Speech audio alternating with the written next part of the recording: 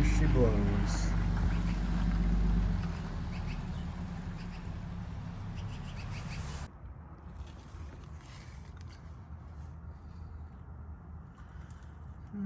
That looks like coolant. That looks like coolant. Right there. Coming out of what I would say is a weep hole. Yeah.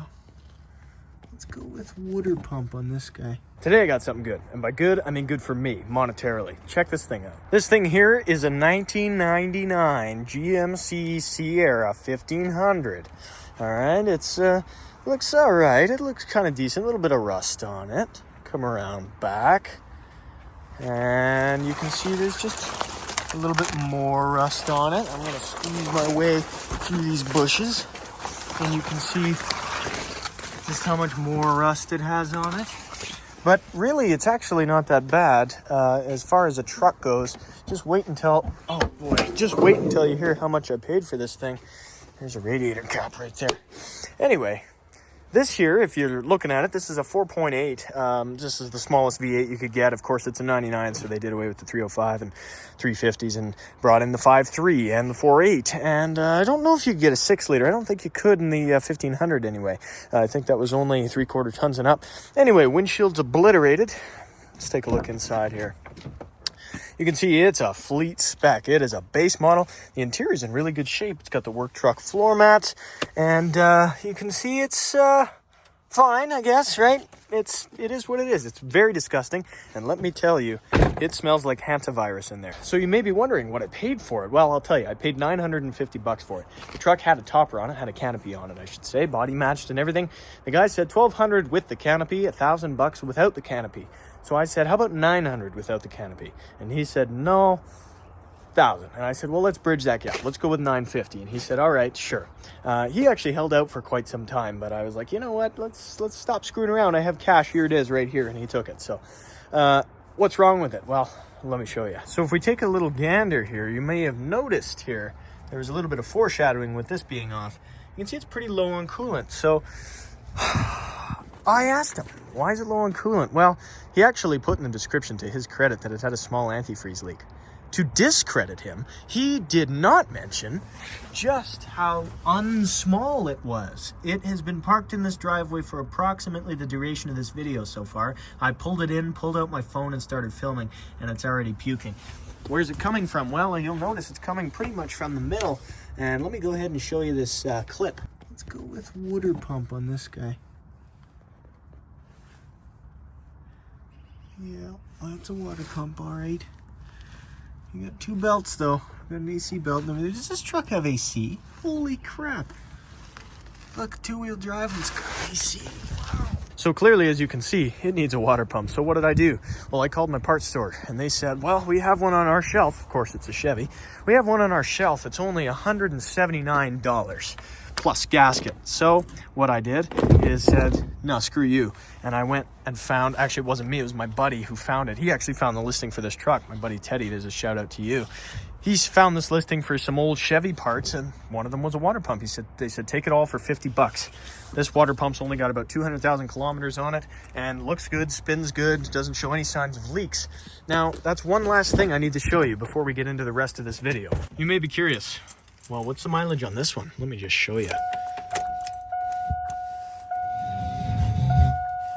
390,599 kilometers.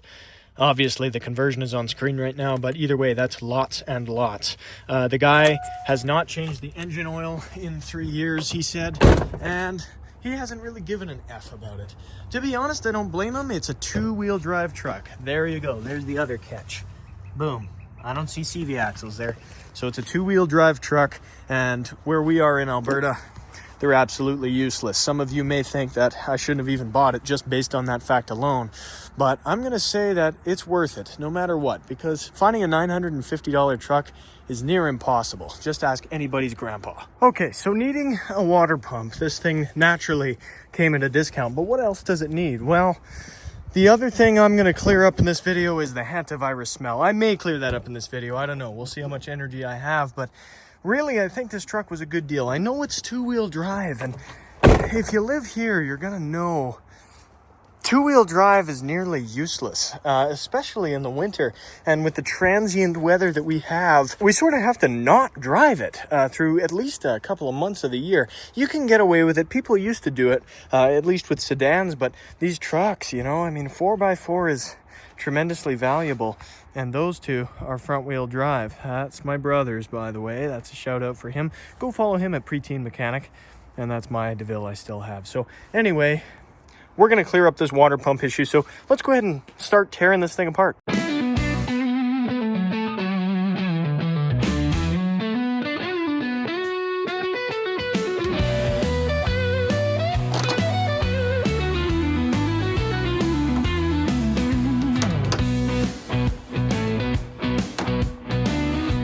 Before I get yelled at, I do not have the proper trim removal tool rather. So please, send help. Send me a trim removal tool.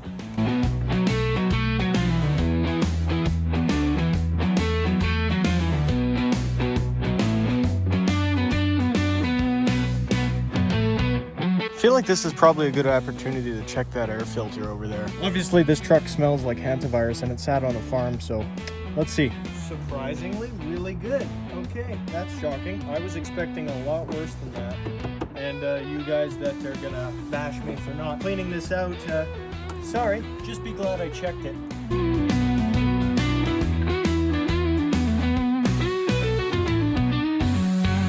Let me show you this thing.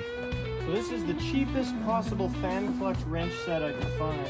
And really all it is the appropriate wrench size. They're really just big wrenches, but hopefully it's gonna work to get this friggin' fan clutch off, because it doesn't look too promising. They're usually really annoying to get off. A tip that I find really helpful, some of these fan clutches are reverse thread, and if you have the opportunity to look at the new part and see if it is or not, well, actually, I'm just noticing something now. Since we're replacing the water pump, I might be able to jam something through here like a bolt that's long enough to grab on one of these vanes here, and that would prevent this from spinning if I have to. If not, let's just see which way these threads are and try and whack it with a hammer.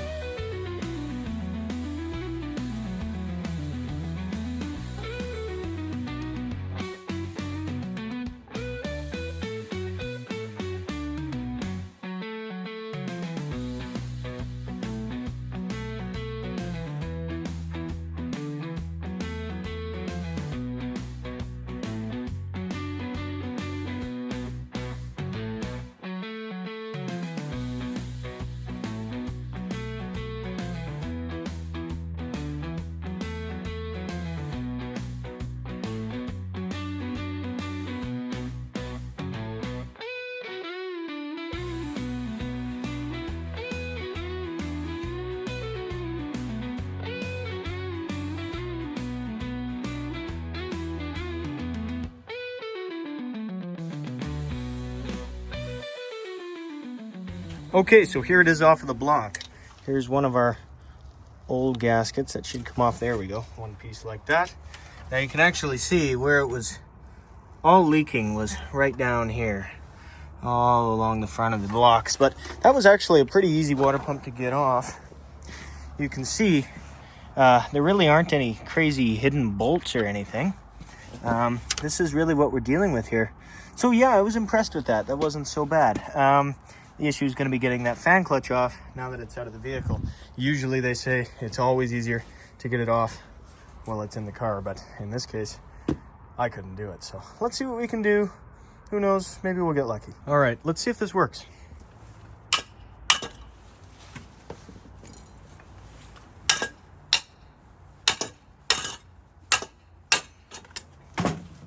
Ouch. Oh, it was just off camera. Good job, Joe. Check it out, though.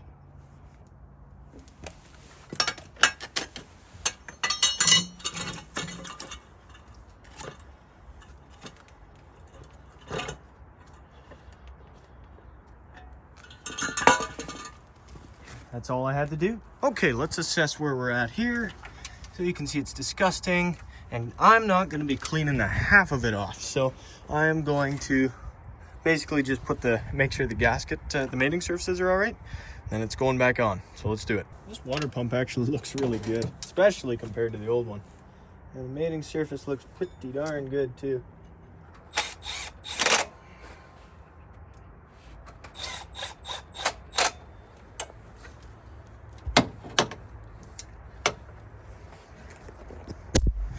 Check that out, guys. That's the shiniest part on this. That truck that he pulled it off from the rest of the engine was that color. So having that look like that, I'm almost wondering if it's been replaced, because the old one even looked pretty crappy. So I think that actually looks pretty good. Let's torque it down, button it up, and get it going.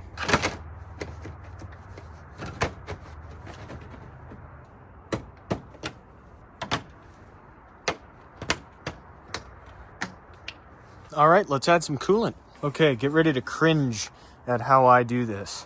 I'm gonna add an entire jug of concentrate and an entire jug of water. You're gonna hate me.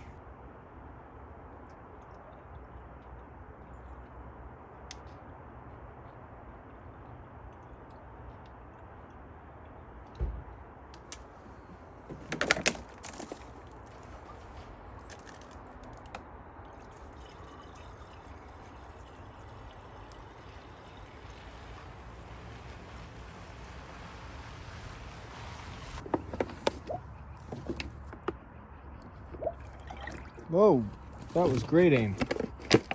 Okay, we're full. I'm gonna go start the truck.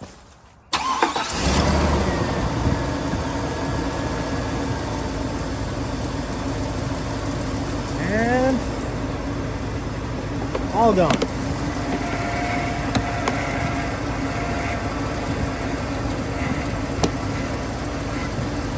Looking pretty good.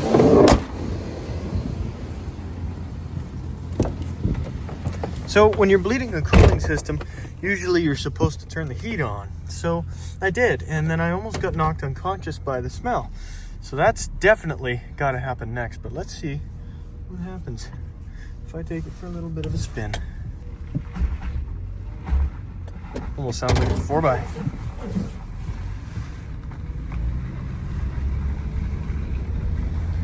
We'll watch that gauge right there. See if it heats up. Okay, so it actually seems to be fixed. It held cooling system pressure after that little test drive, and truthfully the temperature gauge actually never even got close to halfway up.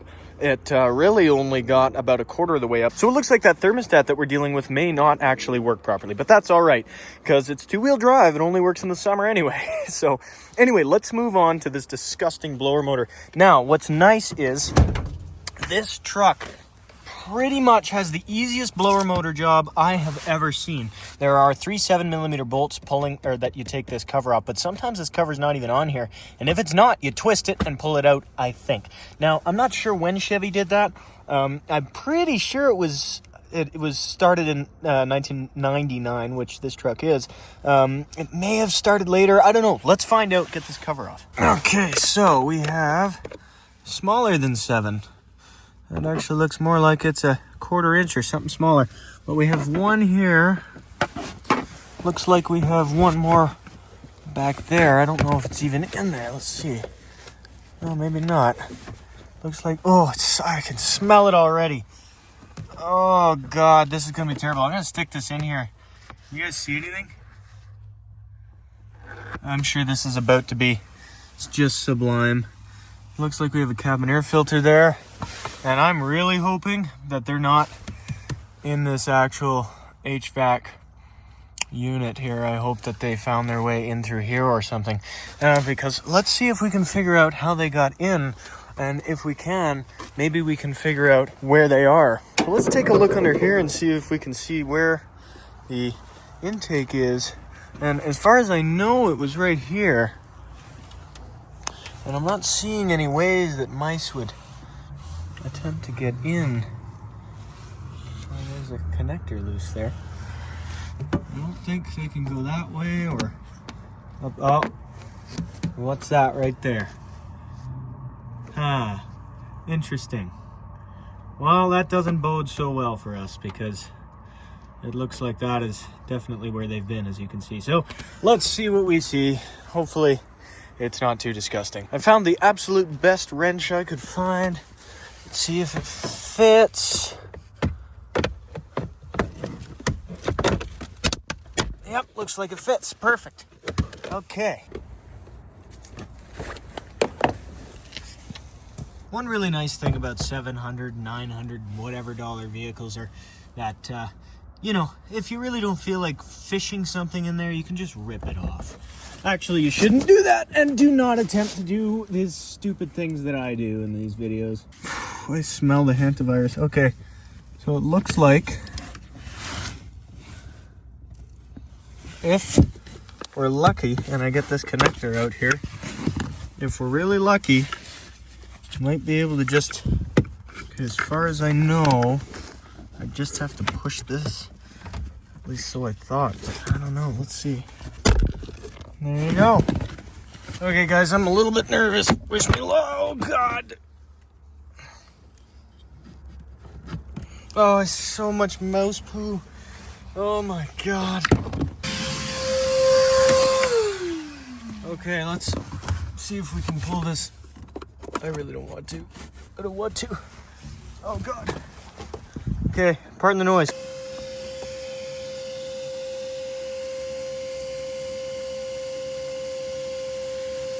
Oh, God.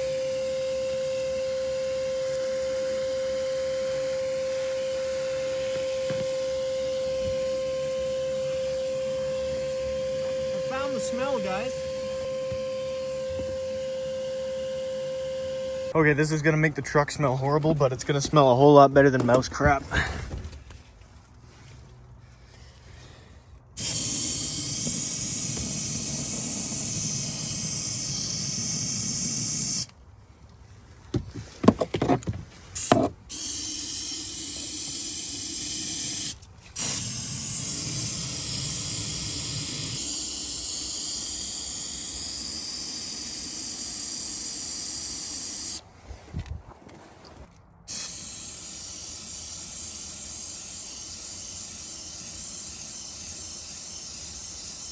I can smell it killing the bacteria.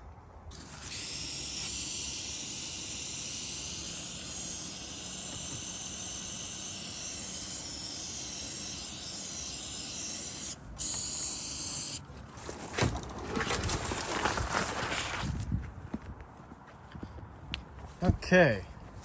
Now what I'm concerned about is if I go turn the blower motor on and a bunch of regular old crap flies out because there's no more cabin air filter, but we're gonna find out. Making sure the fan's off. Starts right up. Oh, hey, that's a Calgary band. Okay.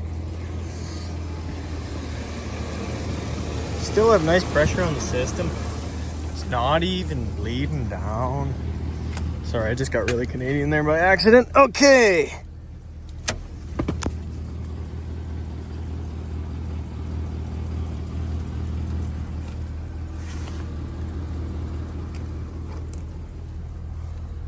Why isn't it working?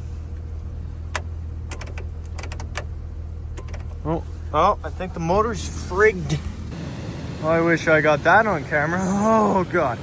I just got sprayed in the face. Okay. Still smells like.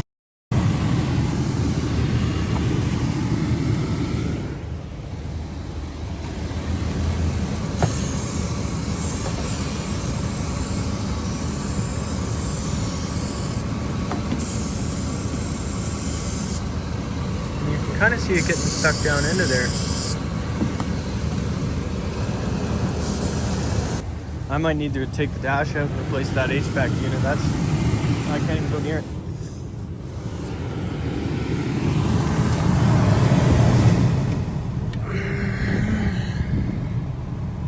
My God.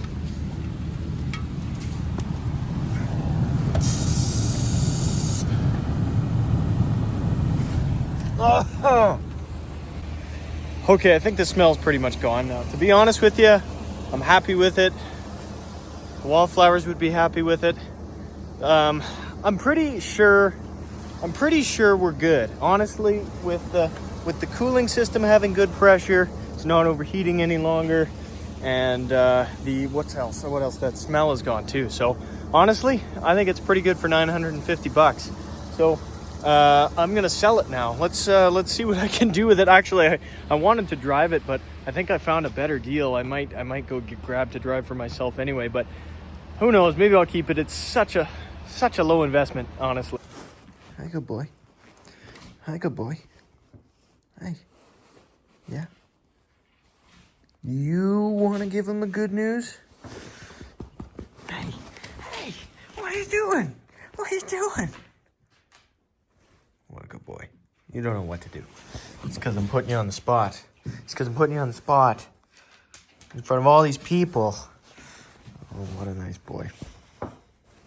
What a great dog. Even when you get out.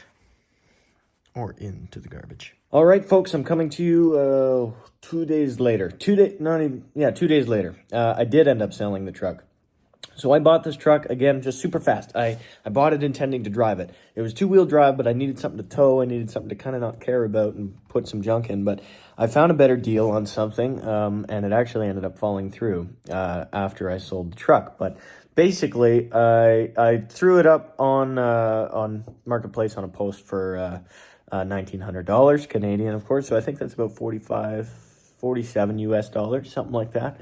And I put it up for 1,900 and it lasted a day and a half. And one guy said, I don't care if it even runs. I'll come get it. I'm willing to do work. And of course I met him in a plaza, and it did start misfiring a little bit on the way there. And he lived out of town, so I'm sure it started misfiring on the way to back where he was. But I had another video that I was making. I'm not going to end up posting it, but I was trying to find that misfire issue, but I couldn't replicate it. And sure enough, as soon as I go to meet the guy, it starts misfiring a little bit. So I was pretty sure it was a cylinder 2 coil. But in any case, it ran good, drove good. So he said, yeah, I don't care. And he gave me my asking price for it. I don't know if I've ever had that happen. So I made a couple of dollars on it, which was unforeseen. And I was actually really glad about that. That was nice. So I can put that into a couple of my other cars here that you're going to see on the channel soon. But I just thought I'd let you know I paid now. So again, I don't flip cars, guys. I have to say this right now. And I'm not joking around here. I actually don't flip cars. I don't buy cars to resell them. I buy them because they're a good deal, and I'm a compulsive buyer, and I'm really bad with money that way. And sometimes it works out. Sometimes I'm able to buy a $950 truck, put out $100 into it, and then sell it for $1,900. That was amazing. And in a couple of days, that was great. But very rarely does that happen. So I was really happy that it ended up as a flip. But anyway, this video's already gone on too long, 20 minutes and 29 seconds before this clip. So yeah, anyway, yeah, hope you enjoyed the video, and stay tuned because I got some other things coming. So we'll see you soon in the next video. Bye-bye.